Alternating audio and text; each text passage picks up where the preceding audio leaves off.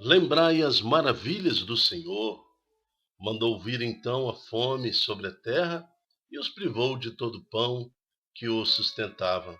O homem enviara à sua frente José, que foi vendido como escravo.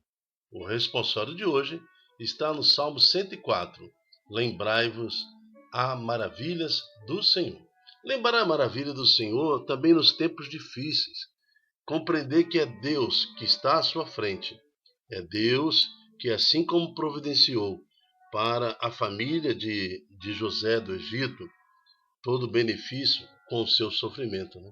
José, que foi vendido como escravo, depois acolhe a sua família no tempo de fome lá no Egito. Lembrai as maravilhas do Senhor. Mandou vir então a fome sobre a terra e os privou de todo o pão que o sustentava. Um homem enviara à sua frente José, que foi vendido como escravo. Que nós possamos também, motivados por este salmo, encontrar à nossa frente Jesus Cristo, aquele que o Deus Pai Todo-Poderoso enviou à nossa frente nesse tempo difícil, nesse mundo de confusão, para nos mostrar o caminho de volta ao Pai. Então queremos louvar e bendizer. Lembrai as maravilhas do Senhor. Reflexão do dia 13 de julho de 2023, 14ª semana do Tempo Comum, quinta-feira. Cor litúrgica verde. Hoje que nós também festejamos junto com a igreja São Henrique II, ele que foi o santo imperador do Império Sacro-Romano, final do século X, início do século XI. São Henrique, que amou a Deus acima de tudo, até do seu trono. Vos pedimos a fortaleza de seguir uma vida santa, abandonando os caminhos fáceis e luxuosos. Amém. E no Evangelho de hoje nós vamos ver que nós não podemos fazer da causa do Evangelho motivação financeira. Não podemos pensar na propagação do Evangelho como se fosse um negócio, né, financeiro. Então é isso que nos revela. São Henrique II, imperador do Império Sacro-Romano, e ele tinha tudo, riqueza e tudo, mas se humilhou diante de Deus para não desviar-se da motivação primeira, que era anunciar o Senhor Jesus. Estamos reunidos em nome do Pai, do Filho e do Espírito Santo. Amém. Na primeira leitura de hoje, que é a continuação da de ontem, em Gênesis 44, vai até o Gênesis 45, nós vamos ver que José se revela a seus irmãos. Eles tentam justificar, porque ontem eles foram acusados de ter furtado alguns elementos lá do palácio do Egito. Mas José que armou tudo, porque ele queria, na verdade, que o pai e o filho mais novo, seu irmão mais novo, também viesse para o Egito. Porque José sabe que na região de Canaã está havendo muita fome. E ele articula com seus irmãos, né? Mas os irmãos deles falam assim, ó, querem contar mentira, porque José pergunta dele mesmo, né? Não tinha entre vós um irmão mais novo? Eles começam a falar que foi devorado por um animal, até que José se revela para os seus irmãos. Lá no versículo 45 está assim, ó, então José não pôde mais conter-se diante de todos os que rodeavam e gritou, mandai sair toda a gente. E assim não ficou mais ninguém com ele, quando se deu a conhecer os seus irmãos. Só ficou José e seus irmãos no ático, né? no local da reunião. José rompeu num choro tão forte que os egípcios ouviam em toda a casa de Faraó. E José disse a seu irmão, eu sou José, meu pai ainda vive? Quer dizer, aquele irmão que eles tinham jogado na cisterna, aquele irmão que eles tinham vendido aos mercantes e estavam extremamente arrependidos por terem feito isso, né? Mas os irmãos não podiam responder-lhe nada, pois foram tomados de enorme terror. Ele, porém, cheio de clemência, lhes disse, aproximai-vos de mim. Tendo-se eles aproximado, disse, eu sou José, vosso irmão, a quem vendeste para o Egito. Entretanto, Não vos aflijais, nem vos atormenteis, pois por ter me vendido a este país, porque foi para a vossa salvação que Deus me mandou diante de vós para o Egito. Palavra do Senhor, graças a Deus. Veja que tem toda uma ligação com o Salmo 104. O salmista, quando ele compõe esse salmo, ele lembra do que aconteceu com José. Mandou vir então a fome sobre a terra e os privou de todo o pão que o sustentava. Um homem enviara à sua frente José do Egito, que foi vendido como escravo e agora acolhe a sua família. Então, que nós não entremos em desespero quando as coisas aparentemente estiverem mal em relação à nossa casa, às vezes um problema financeiro, principalmente financeiro. É hora de parar, escutar e ver, entender qual é o plano de Deus, o que Deus está falando, qual é a situação que está acontecendo. E na visão de Deus, todo o nosso sofrimento, toda a nossa dor tem uma causa, que é o resgate das almas das pessoas que estão ao nosso lado e que Deus nos confiou.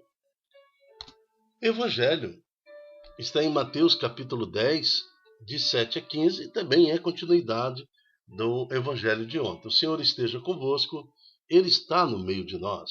Proclamação do Evangelho de Jesus Cristo segundo Mateus. Glória a vós, Senhor.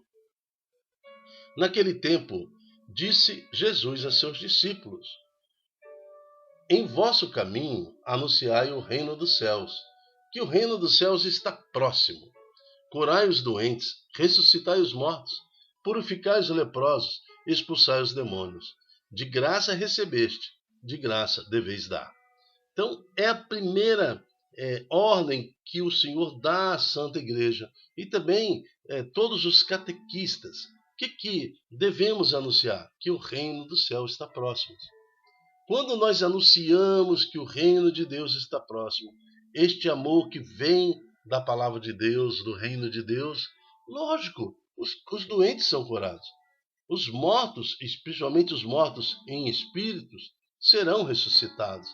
Sim, será purificado toda forma de doença deste mundo, não só os leprosos, e os demônios não vão ter mais a quem atingir, porque todo aquele que se converte no Senhor e que vive o seu batismo, o demônio não tem como chegar mais. Não tem como. Né? Uma pessoa que o demônio detesta, por exemplo, é Maria, mãe de Jesus. Como que vai tentar aquela mulher que é cheia de graça? Que seu espírito exulta de alegria em seu Salvador. E a pessoa que recebe Jesus, ela não precisa de mais nada, nada. Torna-se um bloco, não tem como o mal entrar mais nessa pessoa, porque foi expulso o demônio pela graça do nosso Senhor Jesus Cristo. E ele encerra o versículo 7 falando: de graça recebeste, de graça deveis dar. Não tem como ficar recebendo dinheiro, né, por uma graça, né, como se fosse um favor, um serviço. Não. Você não pode pagar pela graça, pela oração, pela libertação. Não é assim que as coisas funcionam. Nós temos o dízimo, que é para sustentar toda a estrutura de uma igreja, da nossa igreja, para que ela pague água, luz, telefone, combustível, para que todo o corpo eclesial possa ter o seu sustento e também sustentar toda a massa de caridade, todo o movimento pastoral. É necessário o dízimo. Mas a palavra de Deus, a graça da oração, o resgate de almas tem que ser de graça. No versículo 9 fala assim: não leveis ouro, nem prata, nem dinheiro em vossos cintos, nem sacola para o caminho, nem duas túnicas, nem sandálias, nem bastão, porque o operário tem direito a seu sustento. Em qualquer cidade ou povoado onde entrardes, informai-vos, para saber quem ali seja digno. Hospedai-vos com ele até a vossa partida. Então, aquele que leva para lá a palavra, ele leva a riqueza total. Ele leva tudo que há de mais importante nesse mundo, mais valioso, que é o próprio Jesus Cristo. Quanto a seu sustento, confia, Deus há de providenciar. Depois no versículo 12. Ao entrardes numa casa, saudai-a. Se a casa for digna, desça sobre ela a vossa paz. É costume entre as gerações anteriores, assim que chegava numa casa, falava, a paz de Jesus esteja nessa casa. Aí o dono da casa falava, amém, né? O Senhor seja louvado, alguma coisa. Esse costume não deve ser perdido. Todas as vezes que nós entrarmos numa casa, os pais foram visitar os filhos foram visitar os pais depois do casamento, os irmãos foram visitar um ou outro, os parentes. A paz do Jesus esteja nessa casa. Assim, fazendo a vontade de Deus e manifestando o seu desejo de que o Espírito Santo esteja naquele lugar. Se a casa for digna, desça sobre ela a vossa paz. Se ela não for digna, volte para vós a paz. Se alguém não os receber, nem escutar vossa palavra, sai daquela casa ou daquela cidade e sacudi a poeira de vossos pés. Em verdade vos digo, a cidade de Sodoma e Gomorra serão tratadas com menos dureza do que aquela cidade no dia do juízo. Então Jesus fala que haverá um juízo, que haverá um tempo final, né? E aquele que não aceita o Espírito Santo e que não retém sobre si a graça do nosso Senhor Jesus Cristo será julgado com mais rigor do que o povo de Sodoma e o povo de Gomorra. Que Deus nos livre desse mal e que prepare o nosso espírito para aceitar a presença de Deus e fortaleça a nossa decisão de testemunhar Jesus Cristo na facilidade, diante das dificuldades, assim como deu a São Henrique II, imperador do Sacro Romano, a também testemunhar Jesus em meio às dificuldades daquele século. Amém. Eu me chamo Dilton Góes e o nosso projeto chama-se Ai de mim se não evangelizar. O nosso objetivo é convocar pregadores, convocar profetas do Senhor. Como? Multiplicando este ensino, esta palavra, para que mais corações se convertam a Jesus Cristo e possam viver a graça no Espírito Santo. Até a próxima, se Deus quiser. Tchau, tchau.